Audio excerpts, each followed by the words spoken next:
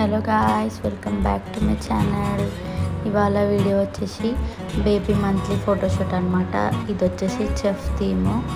So నా video మీకు నచ్చినట్టయితే లైక్ చేయండి, షేర్ చేయండి, సబ్స్క్రైబ్ చేసుకోవడం మర్చిపోద్దు గాయ్స్.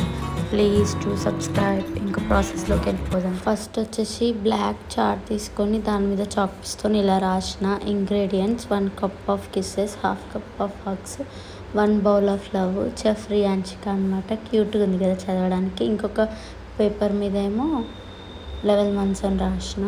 ఒక చపాతీ కర్ర, చపాతీ పీట తీసుకున్న, ఒక బౌల్, ఇంకా గంటె, నెక్స్ట్ ఒక కప్ అన్నమాట. కొన్ని గ్రీన్ లీవ్స్ ప్లాస్టిక్వి. నెక్స్ట్ వచ్చేసి ఈ క్యాప్, ఇది ప్రిపేర్ చేసినాం అన్నమాట పేపర్తోని. ఇట్లా రియాన్షిక హెడ్ని బట్టి ప్రిపేర్ చేసినాం. ఇవి ఇంగ్రీడియంట్స్. నెక్స్ట్ ప్రాసెస్ చూపిస్తాను. ఇంకా ఫస్ట్ వచ్చేసి ఇంగ్రీడియంట్స్ అనే చార్ట్ రాసిన కదా, సో ఆ చార్ట్ లెఫ్ట్ సైడ్లో అతికిస్తున్న డబుల్ సైడెడ్ టేప్ యూజ్ చేసేసుకొని.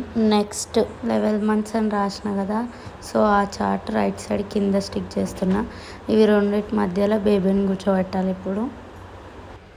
నెక్స్ట్ వచ్చేసి గ్రీన్ లీవ్స్ ఉన్నాయి కదా, సో అవి పెడుతున్నా. ఇక్కడ చార్ట్ మీద అట్లా తలిగిచ్చేసిన అనమాట. సో అవి ఉంటే కొంచెం బ్రైట్గా కనిపిస్తుంది కదా, అందుకని నార్మల్గా సింపుల్ లేకుండా కొంచెం అట్రాక్షన్ వస్తుంది, లుక్ వస్తుంది అన్నమాట. నెక్స్ట్ వచ్చేసి చపాతీ కర్ర, చపాతీ పీట, ఫ్లోర్ వేసుకోవడానికి బౌల్ అన్నమాట.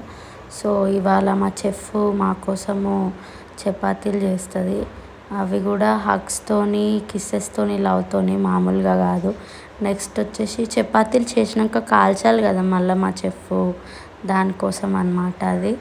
సో అందులో కాల్చి మాకు ప్లేట్లు వేసిస్తే మేము అమ్మమ్మని తినేస్తాం. సో అయిపోయింది. ఇంకా చెఫ్ని చూపిస్తాను.